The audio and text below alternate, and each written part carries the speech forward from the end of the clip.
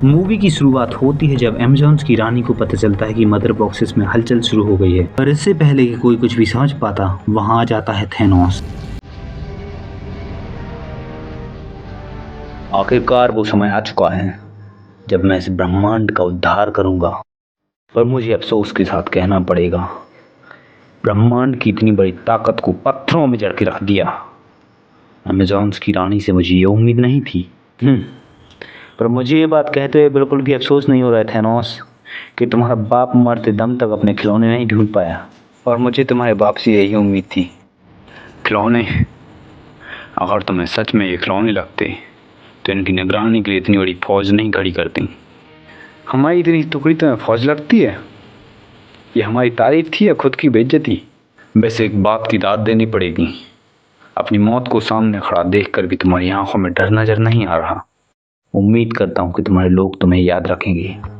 अमेज़न्स की रानी ने अपने फौज के आने तक थैनोस को अपनी बातों में उलझा के रखने की पूरी कोशिश की, पर आखिरकार उनके बीच में घमासान युद्ध शुरू हो जाता है।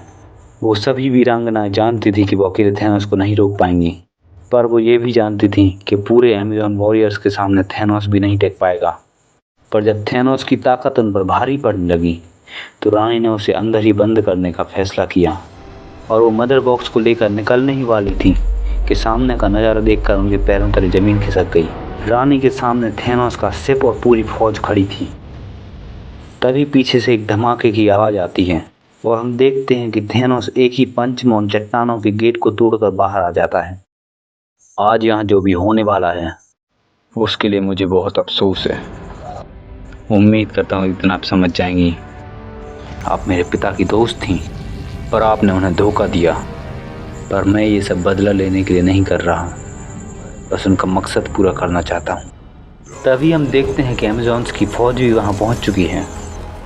उसके बाद अमेज़न्स की फ़ौज थैनोस की फ़ौज से टकराती है, पर इसके आगे क्या हुआ इसका पता हमें तब चलता है जब वंडर वुमन बैटमैन से मिलने जाती है। तुम्हें पता है ना कि जो सिक्योरिटी सिस्टम तुम तोड़ के अंदर आई हो वो लाखों डॉलर्स का था। डायना, तुम्हें इतना परेशान पहले कभी नहीं देखा। क्या हुआ? थैनोस ने आधी अमेज़न्स को मार दिया। ये बात सुनते ही ब्रूस समझ जाता है कि अब उसके पास बिल्कुल भी टाइम नहीं बचा है। उसके बाद ब्रूस और डायना निकल पड़ते हैं जस्टिस लीग के बाकी मेंबर्स को टीम में शामिल करने के लिए, जहां ब्रूस फ्लैश को लेने के लिए जाता है और डायना साइबॉर्ग को। वहीं दूसरी तरफ हम देखते हैं अमेज़न्स की रानी हिप्पोलिटा बदले की आग में झुलस रही हैं, और वो जानती थी कि अब अगला मदर बॉक्स लेने के लिए थैनोस कहाँ जाएगा। इसीलिए वो अपनी बची कुची फौज को जहाज़ों में भर भर कर निकल पड़ी अटलांटिस के सफ़र पर। पर हमें पता चलता है कि असल में थैनोस दूसरे मदर बॉक्सेस लेने गया ही नहीं, और इस काम को पूरा करने के लिए उसने अपने बच्चों को भेज दिया। जहाँ पर कॉर्वस ग्लेव और प्रॉक्सिमा मिडनाइट गए हैं इंसानों का बॉक्स लेने के लिए, और एबनीमो और कल ऑब्सिडियन गए हैं एटलांटिस। जब वो अटलांटिस के उस हिस्से में पहुँच जाते हैं जहाँ मदर बॉक्स छुपाया गया है, तो वो दोनों पानी में उतर जाते हैं, और फिर एबनीमो एक ऐसा एयर बबल बनाता है जिससे वो पानी के अंदर भी सांस ले पाएँ, और फिर वहाँ पर तैनात हर एक गार्ड को वो चुटकियों में ख़त्म कर देता है। और वो मदर बॉक्स को उठाने के लिए जा ही रहा होता है कि इतने में वहाँ मीरा पहुँच जाती है, और फिर अपनी वाटर बेंडिंग पावर की मदद से एबनीमो को एक ज़ोरदार पानी का थप्पड़ मारती है।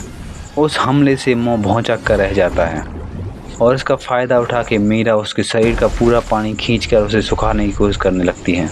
पर कुछ ही देर में मो अपना होश संभाल लेता है और बोलता है, तुम्हारी शक्तियाँ मेरी शक्तियों के सामने मामूली हैं। और अपनी शक्तियों की मदद से मीरा को अपने पास खींचता है और उसकी गर्दन मरोड़ने लगता है। वो उसे लगभग मारने ही वाला होता है कि इतने में वहाँ एक्वामैन पहुँच जाता है और मो के मुंह में एक खड़ी लात मारता है, जिससे मो का ध्यान भटक जाता है, और इसका फ़ायदा उठाकर एक्वामैन और मीरा उसका एयर बबल फोड़ देते हैं और उसकी दम घुटने से मौत हो जाती है। पर तब तक हमें पता चलता है कि कल ऑब्सिडियन पहले ही मदर बॉक्स लेके वहाँ से जा चुका है, क्योंकि कल ऑब्सिडियन का शरीर समंदर का हाई प्रेशर झेलने की क्षमता रखता था, इसलिए वो वहाँ से बचकर निकल जाता है। पर जब वो पानी से बाहर निकलता है तो उसे पता चलता है कि अमेज़न्स और अटलांटियंस दोनों वहाँ पहुँच चुके हैं और उसका इंतज़ार कर रहे हैं। पर इस नज़ारे को देखकर कल ऑब्सिडियन घबराने के बजाय मुस्कुराता है, क्योंकि वो पहले ही इस हमले के लिए तैयार बैठा था। और फिर समंदर के वो खतरनाक राक्षस भी वहाँ पहुँच जाते हैं और उनकी फ़ौज के ऊपर हमला कर देते हैं और कुछ ही समय में अटलांटियंस और अमेजॉन्स की पूरी फ़ौज बुरी तरह जख्मी हो जाती है और अब उनमें से किसी की भी हालत एक और जंग लड़ने के लायक नहीं बची, जिसका मतलब अब इंसानों पर ही आखिरी उम्मीद टिकी हुई है। आपको क्या लगता है कौन जीतेगा, जस्टिस लीग या फिर थैनोस? क्या जस्टिस लीग थैनोस को रोक पाएंगे? अगर आप चाहते हैं कि मैं इस वीडियो का पार्ट 2 बनाऊं तो प्लीज़ इस वीडियो को लाइक, शेयर और मेरे चैनल को सब्सक्राइब कीजिए।